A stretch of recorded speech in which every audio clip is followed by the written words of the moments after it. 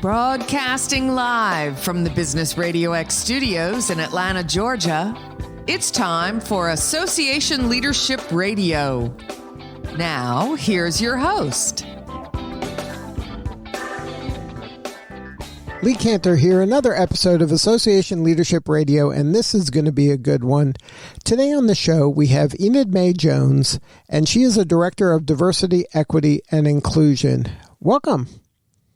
Hi, how are you, Lee? Very nice to be here. Well, I am doing well. I'm so excited to learn what you're up to. So before we get too far into things, can you tell us why you think DEI is important to the growth and sustainability of associations? You know, the world is changing. People are very socially conscious. The new generation of people coming into associations or corporate America are very aware of what's happening socially. They are very socially aware. So as they come into organizations, they are expecting organizations to be diverse, but not only diverse, but actively making the environment welcoming, inclusive, and creating a sense of belonging for their employees. People are trying to balance life and work, and they are finding that they are more creative, innovative when they are in a mix of diverse people. Now, are you finding that associations are leaning into this and are establishing some DEI, at least representation? Some associations are doing it and doing it well. ASAE has really stepped up in that area. At ASAE, there is the Diversity Executive Leadership Program, which I am proud to say I am a 2007 alum. And that program has been very instrumental in changing, has been a game changer for my career. There's, I think, close to 200 DELP alumni, and we are a source of support for each other. A lot of DELPers are moving up in association management. But again, that's just 200, and it's just ASAE. I find that some associations are doing DEI very well.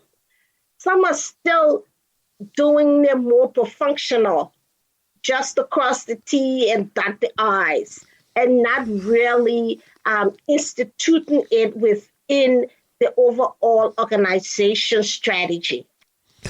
Now, is there any advice for associations out there so they can, kind of walk the walk instead of just talking the talk, so they can actually apply some of this DEI in their associations and really benefit from it? This shouldn't be something that they're doing just to check a box. This can really help an association reach more people, engage more people, and better the association.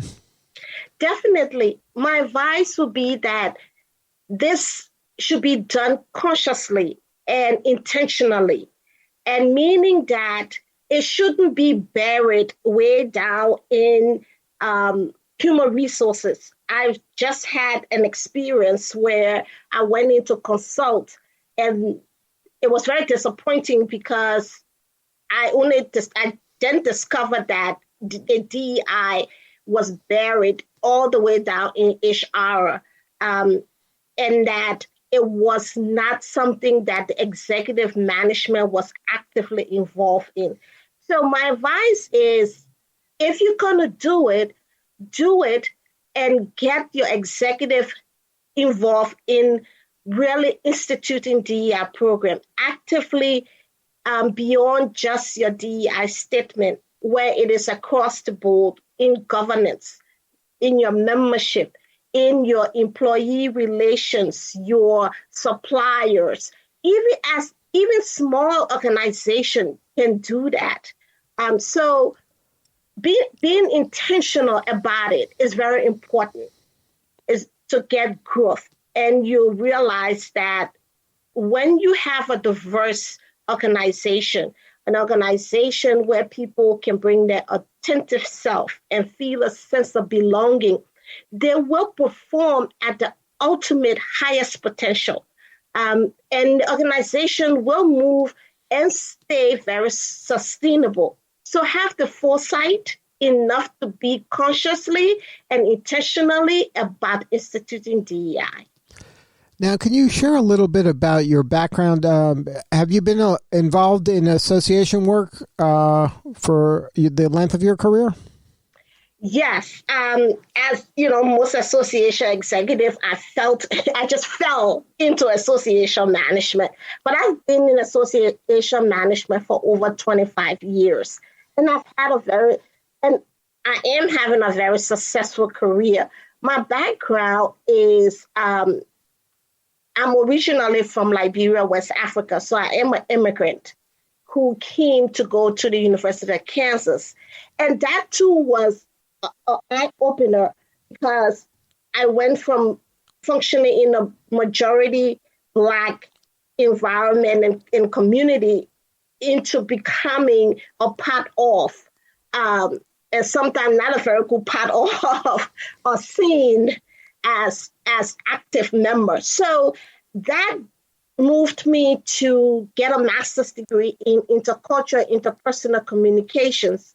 And I also have a master's in higher ed.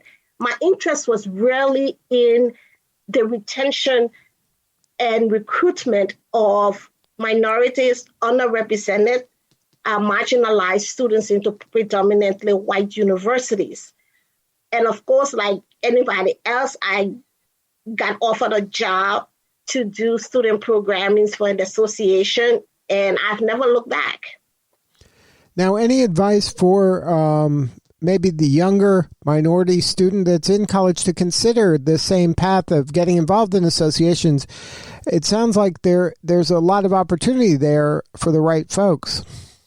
It is. You know, I do a lot in getting interns, and I do encourage minority students and marginalized students to apply for the internships that I offer and introduce them into association management.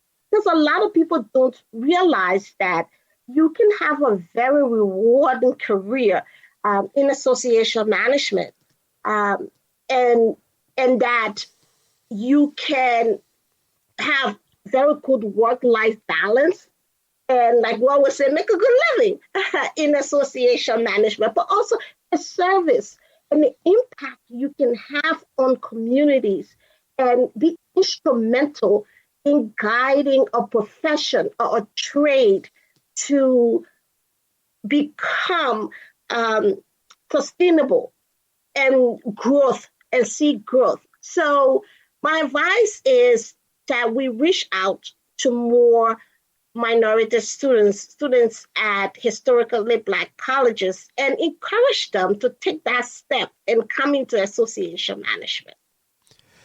Now, what about some advice for the associations out there that maybe haven't leaned into this DEI initiatives as much as they could? Is there some insights you can share about some of the benefits, maybe that they're not, like, you know, people don't know what they don't know, but can you share some insights you've learned over the years working with a variety of organizations? Well, I just want to know, if you have a group of people who they all think alike, then there is no innovation. Creativity without innovation does not exist. So you can have people who are highly intelligent, who are creative, but if they're all thinking alike, there is no innovation. Change does not happen. So you do need a diverse group of people, and diversity is not necessarily counting the numbers as to race. Diversity can be any combination of disability, gender, race, sexual orientation, even people who went to different universities. So you can have people who went to big research universities and people who went to smaller liberal arts schools, because they're at the smaller liberal arts schools, they're more They teach more liberal, worldly curriculum. So the expansion of the curriculum is to become more well-rounded. So when you have that mix, you move on to innovation. You move on to people who don't think alike. So problem solving, communication, all of those things become more highlighted, become more creative, become something that can bring changes. And we also know that the pandemic and the social movement were the great disruptors of the last couple of years. So we are all struggling to redefine who we are as people and also as organizations. So this is the time now to reinvent who we are as organizations and people so that we can open the door to a more well-rounded, people can come as at that respectful, authentic self and feel good about who they are and what they bring to the table.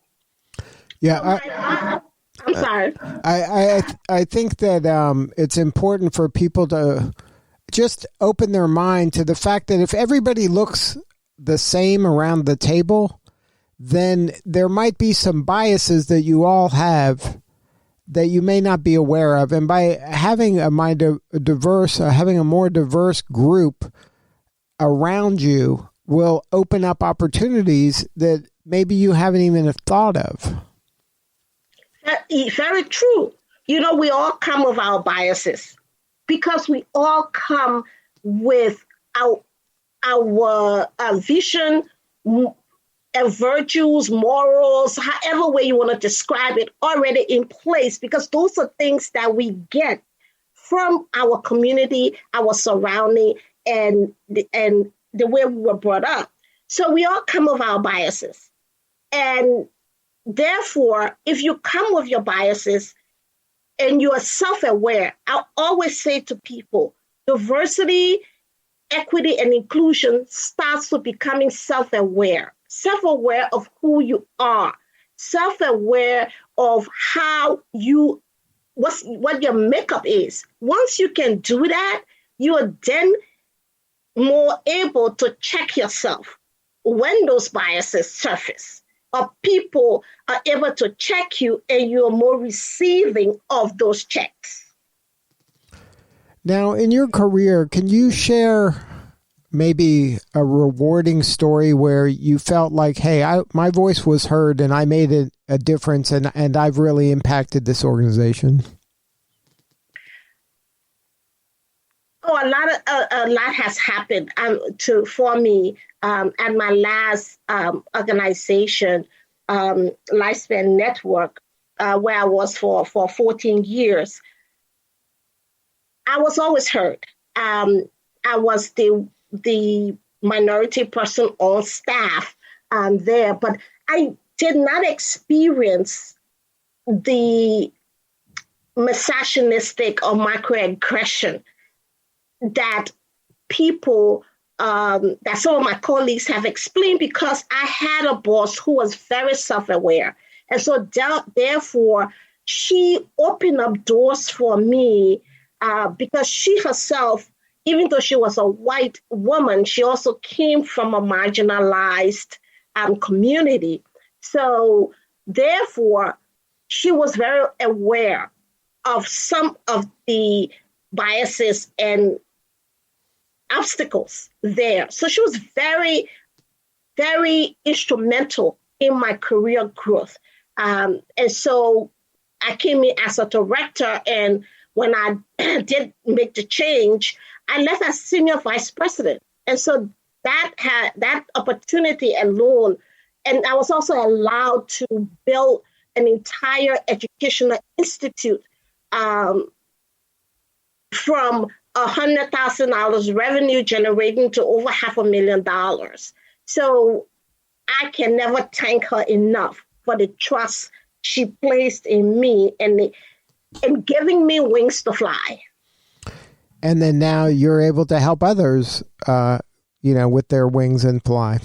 Definitely so. Definitely so. Well, if there's someone out there that wants to connect with you and maybe just have a conversation and learn from you, what's the best way to do that? Are you on LinkedIn? I'm on LinkedIn. The person can send me a message, or they can send me an email at ENID as in David, M as in Mary, A as in Apple, I at gmail.com.